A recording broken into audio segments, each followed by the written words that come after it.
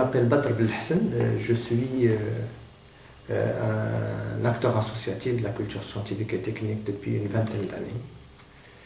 Donc, je suis également fondateur d'une maison d'édition qui s'appelle Adaléduc, qui est une maison d'édition de livres de jeunesse, notamment des sciences. Et avec cette maison d'édition, nous avons édité des livres, des petits débrouillards. Ce sont des livres bilingues. Les 3 premiers livres sont des livres, on a traité les astuces de la chimie. Le 2e livre, c'est les transformations de l'eau. Le 3e, c'est les saisons et les climats. Donc les 3 prochains livres seront les surprises du toucher, le goût et l'odorat et les mystères de la vision. Donc les 3 livres qui vont porter sur les 5 sens. Donc avec aussi les livres, j'ai oublié de dire que Adaléduc est également, on va dire, créateur d'outils pédagogiques. Donc on produit des outils, des affiches, des box d'expérimentation, des expositions, des mallettes pédagogiques. Par ailleurs, je suis responsable et président de l'association marocaine des petits débrouillards.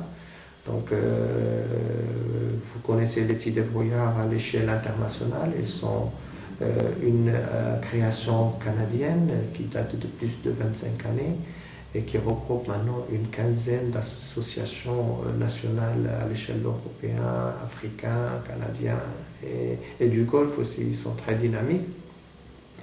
Et j'ai eu le plaisir et l'honneur de ramener les petits débrouillards au Maroc en 1990 précisément. On a aussi eu le plaisir de former pour d'autres pays, les Tunisiens. Cette année, on a intervenu 2 fois en 2 sessions en Tunisie.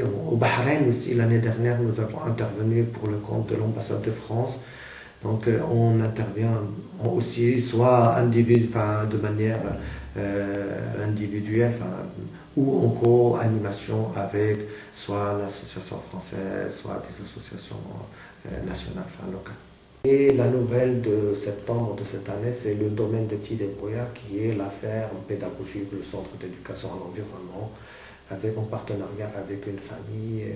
Et on a créé un centre dans une ferme où on va, à partir de début décembre, on espérait mi-novembre, mais bon, on a pris un peu de retard, pour lancer les classes vertes et les classes d'éducation à l'environnement. Il y a, à l'image d'autres pays, d'ailleurs même européens, un déficit très important de scientifiques et un refus ou j'arrive à trouver le terme, c'est plutôt il y a un manque d'intérêt de la part des élèves pour les matières scientifiques. Pour plusieurs raisons. D'abord, la méthodologie et la démarche d'enseignement qui est préconisée dans les écoles, dans les collèges et dans les lycées, donc fait fuir les jeunes et ne leur permettent pas de mieux apprécier les sciences de manière générale. Et donc, nous avons un taux de scientifiques, de pourcentage de scientifiques au baccalauréat qui avoisine les 30%. Ce qui est, pour un pays en voie de développement, très en deçà des besoins de développement. Ça, c'est un premier constat. Deuxième constat sur le système éducatif marocain, c'est un système qui a de grosses lacunes, je l'ai dit, en termes de pédagogique, mais aussi en termes de construction des programmes scolaires. Quand on voit par exemple les cours d'activité scientifique ou d'éveil scientifique dans le primaire qui ne dépassent pas 3/4 d'heure par semaine, nous comprenons pourquoi les élèves par la suite trouvent les mathématiques ou les sciences trop abstraites ou trop difficiles ou rébarbatiques. Donc c'est des raisons pour lesquelles les enfants ne viennent pas vers les sciences. Alors à ce niveau-là, les petits débrouillards apportent une nouveauté, apportent